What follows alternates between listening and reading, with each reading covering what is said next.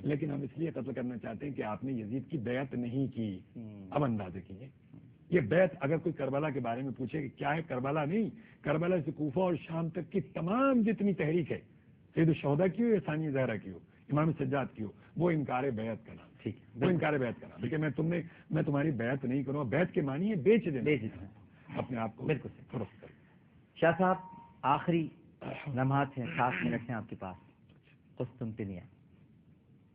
دیکھیے قسطنطنیہ کے حوالے سے تو میں سب سے پہلے عرض کرنا چاہوں گا کہ وہ کہتے ہیں نا ڈاکٹر صاحب محاورے کے اندر کہ مدعی سست گواہ چست. یزید کو خود نہیں پتا کہ میں اس میں تھا کہ نہیں. میں تو تحقیق میں 7 منٹ 10 منٹ میں یہی بات کر سکتا ہوں. ٹھیک ہے. لیکن میں عرض کروں کہ تحقیق کا نچوڑ یہ ہے کہ یزید نے کبھی اپنے خطبے کے اندر یہ نہیں پڑھا، اس حدیث کو کبھی اپنے شان کے استدلال نہیں بنایا.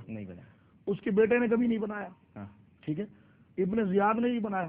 جائے ابن زیاد اس کی شرافت و کرامت کے من گھڑت اتنے واقعات جو کتابوں میں موجود ہے، جو گورنر بن کر جناب کوفے میں بولتا تھا.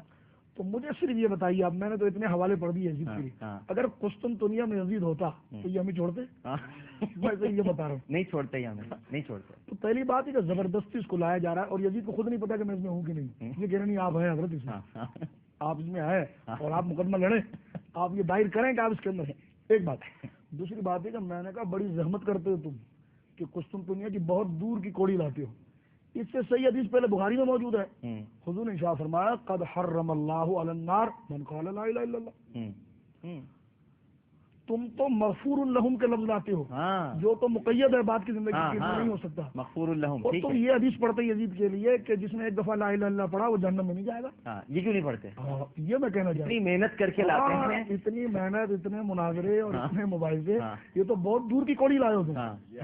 یہ تو آسان تھا کہ جناب قد حرم اللہ علی النار، اللہ نے اس کو جہنم پر حرام کر دیا ہے، من قال لا الہ الا اللہ. تو تم بھی کہتے یہ نہیں لا سکتے ہو لا الہ الا اللہ والی حدیث. حالانکہ آسان تھی، یہ تو پورا خاتمے تک کی بات تھی. لیکن یہاں پر بات دراصل یہ ہے کہ چاہے لا الہ الا اللہ کی بات ہو یا مغفور لہم کی بات ہو، یہ تقاضا کرتی ہے اگلی زندگی کے لیے. اور اس کا مثال کے طور پر کوئی شخص یہ کہے یہ میرے والد گرامی ہے اور 2 ان کی شان میں گھٹیا الفاظ کہہ دے، اگلا کہے گا بھائی یہ کیا کر رہے ہو، باپ بھی کہہ رہے ہو، باپ کہہ رہے ہو، تقاضا ادا کرو، تقاضا ادا کرو. تو پہلی بات تو یزید اس میں گیا نہیں. سیدنا صدیق اکبر اور سیدنا فاروق اعظم کے دور کے اندر یہ ساری ہماری عمدۃ القاری، فتح الباری، ارشاد الساری اور وہ حضرات جو اس کو استدلال کرتے ہیں، میں کہتا ہوں آپ ہی حضرات کے بزرگوں نے جو شروحاتیں لکھی ہیں، یہ مٹھی بھر بھی نہیں ہے، خواہ شور مچاتا ہے. تو جو اجماع آپ جس کو معتبر محدث سمجھتے ہیں اور آپ جس کو معتبر امام کہتے ہیں، دوست کہوں کیا کہوں، میں تو یہ کہتا ہوں کہ تم وہ حدیث کو اس کی شرح میں دیکھ لو کہ وہ اس کا کیا معنی کرتا ہے اور ہمیں بھی بتا دو کہ انہوں نے کیا معنی اس کا کیا ہے.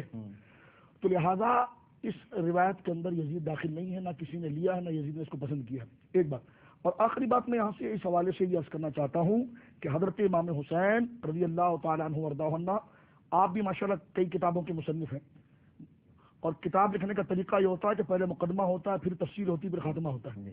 وہ مقدمہ جو ہوتا ہے وہ ہوتا تو چند لائنوں کا ہے لیکن وہ 1000 صفوں کا اجمال ہوتا ہے. ٹھیک ہے نا. اور پھر اس کا آپ اختتام کرتے ہیں. یہی بندے کی زندگی اور زیست میں ہوتا ہے.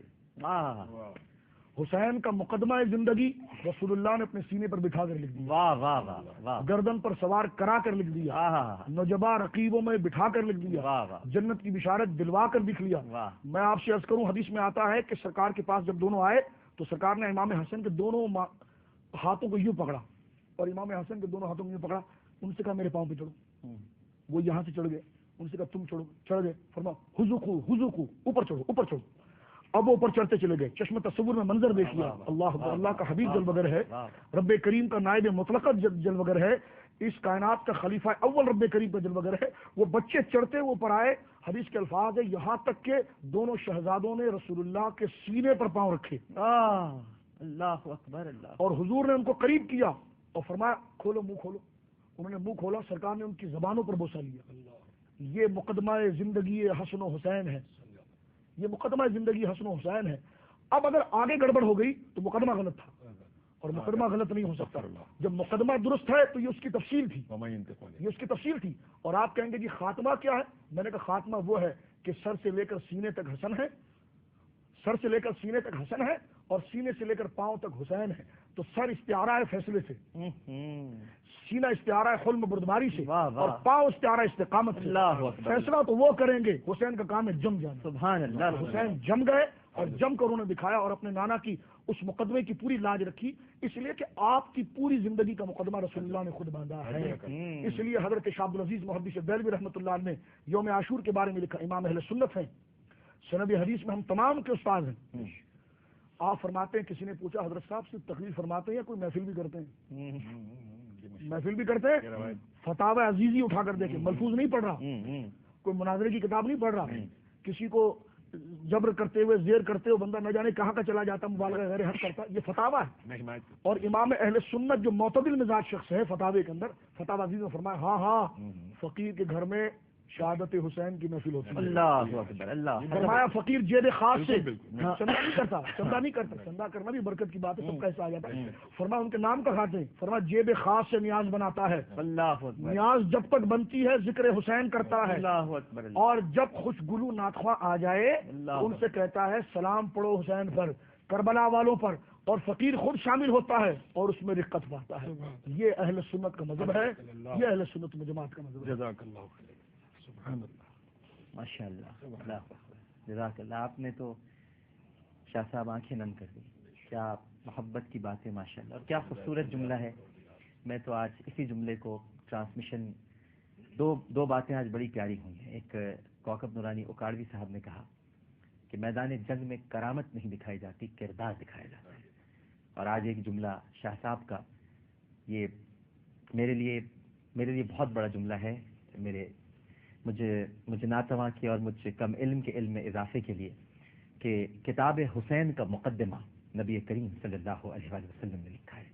جب عام کتابوں کے مقدمے لکھنے والے اس کا پورا اجمالی تذکرہ کر دیتے ہیں اور غلط نہیں ہو سکتا، تو پھر تو یہ لکھنے والا جب غلط نہیں ہے، جو معصوم ہے، جو نبی ہے، تو کتاب کتنی پیاری ہوگی جس کا مقدمہ نبی کریم صلی اللہ علیہ وآلہ وسلم نے لکھا. میں بہت شکر گزار ہوں حضرت سید شاہ مظفر شاہ قادری. بے شک آپ سید ہیں اور آپ نے اپنے نانا کی محبت کا حق ادا کیا. اور میں ایک دوسرے سید بھی جہاں پر موجود ہیں ان کا بھی بہت شکر گزار ہوں، مولانا سید محمد علی زیدی الحسینی صاحب. آپ دونوں شخصیات ہمارے اس پروگرام میں تشریف لائیں. ناظرین کرام، اس کے ساتھ ہی ہم ایک چھوٹا سا وقفہ لیتے ہیں. وقفے کے فوراً بعد میں حاضر ہوں گا اور ٹرانسمیشن کا وہ سیگمنٹ جس کو آپ سننے کے لیے بہت دیر سے منتظر ہیں، ایس ایم ایس بھی کر رہے ہیں کہ یزید کی موت کیسے ہوئی، یزید کیسے مرا. ایک چھوٹا سا وقفہ. السلام علیکم ورحمۃ اللہ. پیاری نبی کی پیاری نواسی شام کو عیدی بن کے چلی ہے.